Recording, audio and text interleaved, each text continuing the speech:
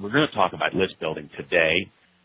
Really start from the very beginning and move all the way through. Of course, we had you create a squeeze page almost in a vacuum at the very beginning, simply because you need it to be able to publish those articles that you're writing now.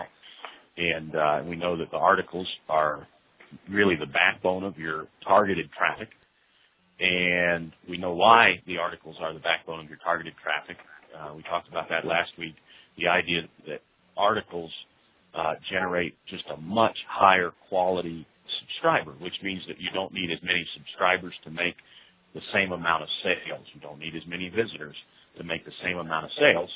Now, the flip side of that is that because these are higher quality leads, you've got to treat them as such, and you really got to realize that every single lead that you get is valuable, and you want to maximize two things. Number one, what you can do for them, and then when you maximize what you can do for them and you price it right, then you maximize your own revenue. One thing that I talk a lot about in this course is price. I may call an ebook $97. I may call a CD series $200, $300, for some of you $500. And then we'll be talking about the teleclass that you're going to teach, and that may be $500, maybe $1,500, it may be $5,000. But one thing that's extremely important is that whenever we talk about a higher price, we are also implying a higher value. The idea here is that the higher the price, the more value that should be included in that particular product. So if you have a CD series for $300, it has more value than an ebook for $97, and then a $2,000 class or a $500 class has more value than a $300 product. So we talk a lot about price, but what we're really talking about is value. And, of course, the way that we determine the value is how effective are you at meeting the other person's need. You can write a 1,000-page ebook, but if it doesn't meet anybody's needs, it's not worth as much as a 40-page ebook that solves problems. And, of course, the same thing can be said for teleclasses and for CD programs, et cetera, et cetera. And so today we're going to talk about why building a list is so important. Well, let's just go ahead and get started. The first thing that is critical with building a list, and one of the reasons that in today's internet market you almost need a list, is the speed of the internet. 5 years ago, the speed of the internet wasn't as fast. It might take 2 minutes for a page to load or 1 minute for a page to load. Now most people have some sort of high-speed internet. Even the web providers have done a better job of keeping stuff off of pages so that they will load faster. So what happens is if someone is searching for information and they need information right now, they're literally able to click through 40 or 50 or 80 sales pages and become overwhelmed with information and then become frozen with indecision, and then they don't purchase anything right now.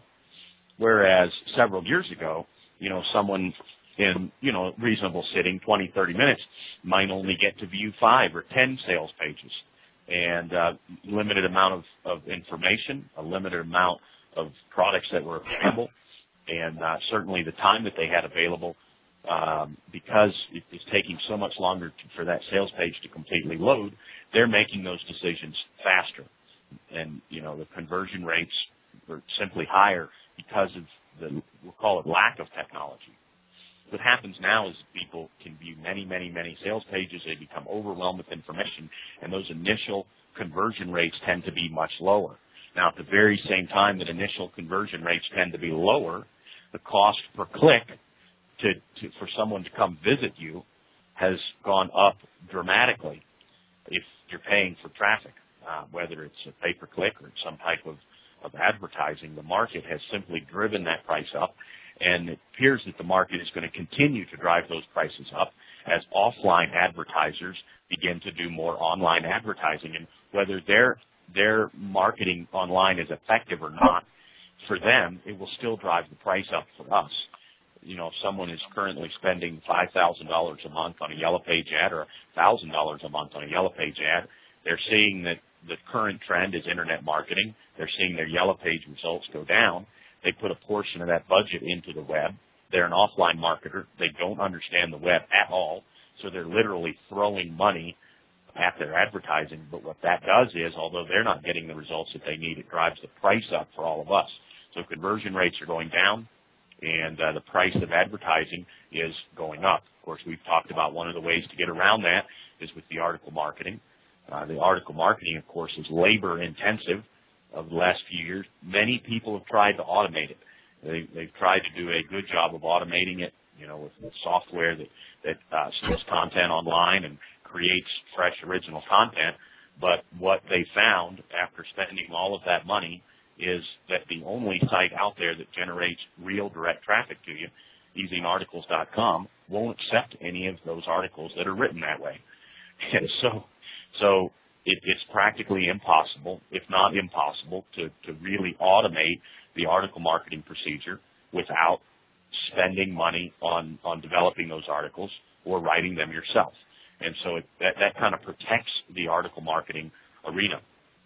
So coming back to list building, the purpose of list building then is that if someone is not making those purchases, the conversion rates are lower on that first view, then they've become overwhelmed with information, and they're not going to make a purchase today. However, they probably are going to make a purchase within the next few days if they have a genuine need. And keep in mind that if a few people get onto your list or even come to your website that don't have a genuine need, they'll never buy from you, but they don't drag you down at all. It doesn't cost any more to mail that one additional person. It doesn't cost any more for them to view your web page. In some sense, they don't count. We're really focusing on the people that really need what you have. So if you have what they need, then when they don't make that purchase initially, then you are going to be able to, if you build a list, and only if you build a list, you're going to be able to mail them repeatedly over time, a couple of emails, or like I do, an email every day. I do not recommend an email every day until you're making money and you're full time, and you come up with a system where every single email has value, and you know exactly why you're sending the email out. You're not sending it just to send one. So what I have found with most people, if they're less than, say, $5,000 or $7,500 per month online, they're probably better off sending 2 or 3 emails max per week. But what this allows us to do is talk to that subscriber at a point where they're not being actively overwhelmed with information, because they're no longer actively searching for that product. They still need it. They became overwhelmed with information, and now you are able to break through that level of being overwhelmed. I'm going to go ahead and give you a quick example. This will be a numerical example, and this will be a sample. It'll be hypothetical. It is based on my numbers, but those numbers do vary a little bit from month to month. So I'm going to give you a set of hypothetical numbers and show you what will happen to your visitors over a period of time, and your actual real clicks to a sales page over time if you're building a list. So if we start out, and we can draw this as let's just draw this, create a grid. We'll draw, say, 4 lines across and 4 lines vertically. So we've got 5 boxes across by 5 boxes down. What we're going to do is label these first month, second month, third month, fourth month, and fifth month. And again, these are going to be some hypothetical numbers. They'll vary depending on your actual conversion rate. These are all going to be numbers that are reasonable for you to be able to target. So we're going to just have a sample world where you have 1,000 visitors to your website. And if just in that first block all the way across, we'll put 1,000 initial visitors. Okay, now, if we were to, let's just say that we have a $100 product and we have a 1% conversion rate, then with those visitors every single month we'd sell 10 units at $100, and we'd have a revenue every single month of $1,000. Okay, so with those 1,000 visitors, we monetize them at an average of $1 a piece, and every single month we have a revenue of $1,000. Okay, now, and let's just go ahead and place that in that second block all the way across, 1,000 all the way across. On the third line, what I want to do instead of making sales right off the bat, I want to create a list. And keep in mind that with this $1,000 revenue every single month, there's no list. Okay, so you have this $1,000 revenue, you have 1,000 visitors, and you monetize that at $1,000, and there's no list. Now, we're going to use a conversion rate, an opt-in conversion rate of 30%. Now, I personally average 37%, but I do have squeeze pages that run at 10 or 12%, and I've got one that runs at 65%. But on average, it's 37%. If you can hit 30% across the board and then start working on building that, you should be able to get to 30% very quickly on that first squeeze page if you're using targeted traffic such as article marketing. And then we can start doing some tweaks to notch it up to 35 or closer to 40%. Okay, so what we're going to do here, 30%, we're going to generate on this third line down, we're going to generate 300 subscribers. Okay, now what I find is, I find this, if we discuss it theoretically, we get it, but then we also get it if in conversion tests that I've done personally. What we find is that, and we're going to use a sample of 100 individuals. Okay, if we have a sample of 100 individuals, and one of those individuals would purchase a product from us, then we'd have, of course, a 1% conversion rate. Now, that person who purchased from us trusts us at this point. Whether they trust us because they just trust everybody online, or they trust us because they've read several articles, or they trust us because they know somebody else that knows us, they trust us. Okay? So what happens is, if we have a 30% conversion rate to our squeeze page, we find that one buyer is included in the 30 people who would give us their name and email address. And the idea here is that if someone won't give you their name and email address, or the 70 people that won't give you their name and email address, generally they don't trust you.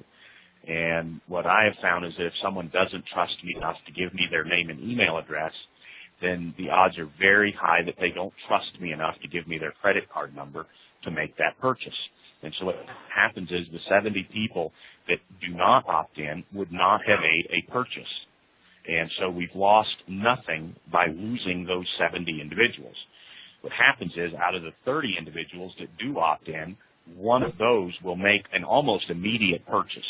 Now, you can place a sales page, and you can set this up in Aweber so that immediately after they give you their name and email address, they're immediately presented with a sales page. Now, what my testing has shown is that if a sales page converts to raw traffic at 1%, it will convert on this one-time offer, and it doesn't have to be set up as a one-time offer where theoretically a one-time offer says this is the only time you can get it at this price, or it's the only time you can get it. I don't like to structure them that way. I just make it available. What I find is that if you can get 1% up front, you get 30% right here.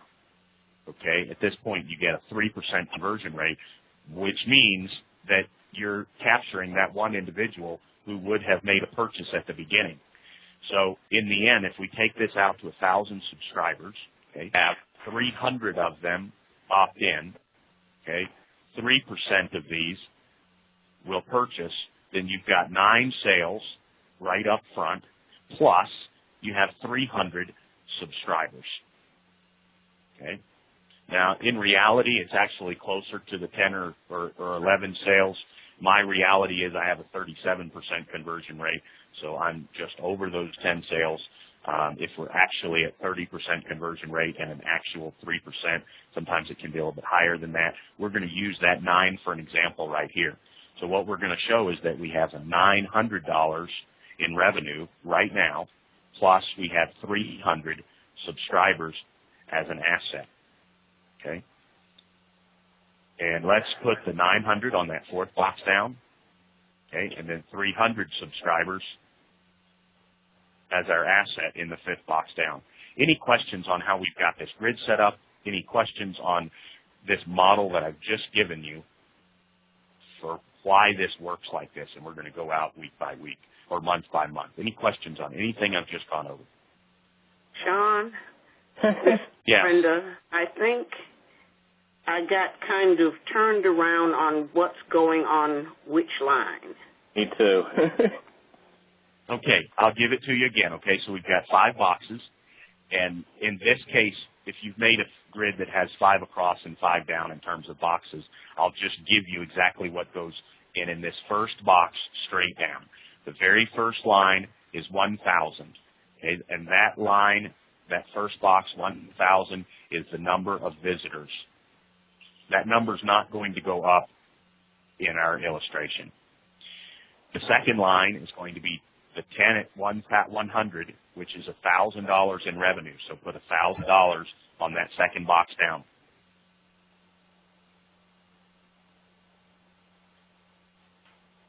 The third box down is your 30% conversion rate, so that's 300 subscribers that come in. The fourth line down is your revenue at a 3% conversion rate to these initial subscribers to your $100 product, which is $900. And your fifth box down, and the fifth line down, is your total number of subscribers at this point, which is 300. It's the same as the box, the middle box, but it won't be in the following columns. Does that make sense? Yeah. Okay. Any questions on the psychology behind this that we've gone through with why that sale occurs within the people who became subscribers and why you're really not losing anything by the 70 people who don't opt in? Any questions on any of that? Okay, great. Let's move across. We'll move faster because we won't be going through this illustration. Okay, now, what we're going to do here is we're going to assume that we've got this same 1,000 visitors at the top on this next month. Okay, these visitors are going to become an additional 300 subscribers. Okay, these 300 subscribers are again going to generate $900 in revenue. Okay, plus you're going to have the 300 subscribers that you have from the first month that are your asset. Okay, and you're going to mail those, let's call it, you mail them 10 times. Okay, so if you mail them 10 times, you've mailed 3,000 emails, and that's 2.5 times per week. Okay, now we're going to assume here that you have a 20% open rate, which is 600 opens, and we're going to assume that you get a 10% click-through rate. So you're going to have 300 additional visitors to your sales page. Okay. Now, assuming an additional 1% or the same 1% conversion rate at a $100 product will give you $300 in revenue.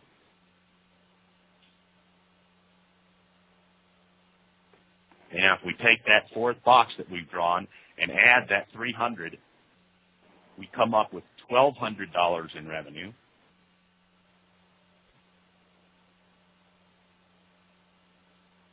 And in the very last box, we now have an accumulated 600 subscribers. Any questions on this? Yeah, is it possible to get this, like these conversion rates, and is it possible to get a download of this thing? Yeah, I'll send this out to you. The key here is that we work through it without that in front of us, and the understanding goes up dramatically. So, but I will send this to you in the homework, okay? So if you're completely behind now for some reason on the grid, you can stop drawing in the grid, focus on understanding what we're doing here, and you'll get this in the homework. Okay. Okay. Now, if we continue to move this across, and I'll move quickly on the rest of this, okay, because we've gone through the conceptual stuff. Then in the third month, okay, we've got the same original 1,000 subscribers, okay. So we're going to add 300, same 1,000 visitors. We again add 300 subscribers.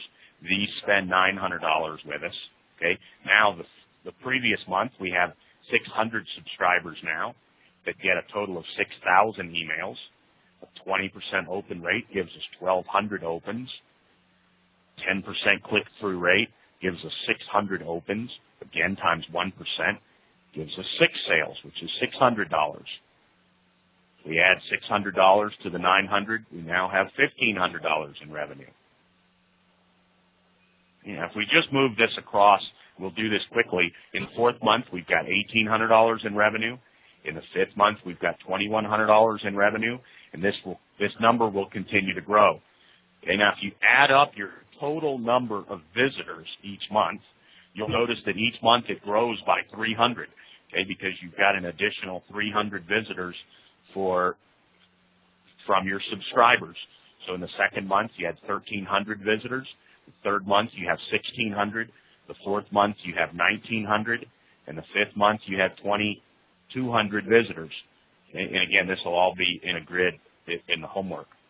So what happens is by the 5th month, you've doubled the number of visitors, and at $2,100 in revenue, you've also doubled the number of revenue, and you've done all of this with the same exact traffic. You have not increased the traffic. Now, of course, if you increase the traffic, then everything increases. But we had to hold that constant so we'd be able to see what happens. Now, what my testing shows and what I get in reality is I get a total of 4 times the traffic and 4 times the revenue with the list. Okay, and this continues to grow over time. What I've found is that it hits a ceiling at about 4 times. Okay, so the point where if we continue to extrapolate this out and we continue to move out month by month, when that revenue reaches $4,000 on the 1,000 initial visitors, okay, or another way to look at it is with your visitors from your emails, you'll have 4,000 visitors total instead of the 1,000 visitors. This is without increasing your initial traffic. So there's a multiple of 4 times that happens if you build a list. Does that concept right there make sense? Okay, does that concept not make any sense to anybody? I'm sort of confused. Sean, this is Mike. I'm getting sort of confused here, I think, trying to make heads or tails of this. I'm hoping it'll become more clear when you send it over in the homework. Okay. The grid may not make sense. Does the psychology behind it make sense? Yes, I got a question, Sean. Yeah, go ahead. This will probably help. Go ahead. Well, it's maybe a little off to the side about, this is also really heavily dependent on what your market is, your individual market. Is that the question? Yeah. Okay. The conversion rates may differ, okay, but the multiple will remain very, very, very similar regardless of the market. The idea here is that without a list, you have a consistent amount of traffic. Okay, now, you can increase that traffic if you choose. However, with a list, which costs to build your list costs you nothing except your autoresponder, okay, whereas adding additional traffic will cost you in time or money. Yeah. By having a list built, by building a list, you increase your total number of visitors to your sales page, because every single month after the first month, in addition to the people who would normally see your sales page, you're going to also get the visitors that come from your email campaign. Does that make sense? Yes. Okay, so each month you get some amount of traffic. Let's say you get 10,000 visitors every single month. And if all you do is sell them and you never build a list, every single month you have 10,000 visitors. However, if you, in addition to having 10,000 visitors, you also have 10,000 subscribers, then in addition to that original traffic, you will also get all of the visitors that will come from the emails that you send out a couple or 3 times a week. Does that make sense? I'm sorry, son. I'm just missing this somehow here. I'm not grasping it, and I don't understand why. Sean, Okay. this is Brenda. Yeah, go ahead, Brenda. Let me see if I've got... The increase comes because the people who have opted into your list didn't necessarily buy anything the first time around. That's absolutely right. So as you're sending them emails, you get a portion of those people who will then come back and be converted to sales. Yes. Is that yes, right? Absolutely. That's another way to state this, okay? That's another way to state this. The idea that you have multiple opportunities for the same person to make a purchase from you with a list. Without a list, unless they happen to stumble on your website again, they will never come back to your website and they will never make a purchase. With a list, you have an opportunity to increase by 4 times the number of times that somebody comes to your website, and that increases their individual conversion rate by 4 times. Okay, great. Let's move on. Like I said, I will send you this particular grid. I'll send you the grid. You'll be able to look at it. You'll be able to visually see how how this increases. And for some of you who have never built a list at all, and the common thing that I see is that people feel like when they're building a list that the 70% of people who do not opt in, that they're losing those individuals. And what this does is it proves to you that that's actually not the case. If we look at my numbers right now, I generate approximately 20,000 visitors every single month. Okay. However, only 5,000 of those visitors are new, unique visitors. So if I did not have a list, I would have 5,000 visitors every single month with my current marketing. However, because I also generate 15,000 visitors from my list, I have a total of 20,000 visitors every single month. And keep in mind that people that are on your list over time build trust with you, so that what they're willing to invest in is generally larger than what those initial visitors would purchase. So it's almost impossible without building a list to sell something that's over, say, $97. Okay, it can be done at the $250, $300 level. The conversion rates drop dramatically. Okay, so with your initial $97 product, okay, so for example, you've got an ebook, you can sell that to cold traffic, okay, and gain some type of a reasonable conversion rate. However, if you create a $200 or $300 or $500 CD series, you'll be unable to effectively sell that with decent conversion rates to that cold traffic. However, you will be able to market that to your list. The same thing goes with your higher ticket class, whether it's $5,000, $500, $1,500, or $5,000 or more. That's practically impossible to sell to cold traffic. However, as people develop trust, they purchase something smaller of yours, or they don't purchase, but they do have exposure to you, then the conversion rate on those higher ticket products goes up. Does that make sense? Yes.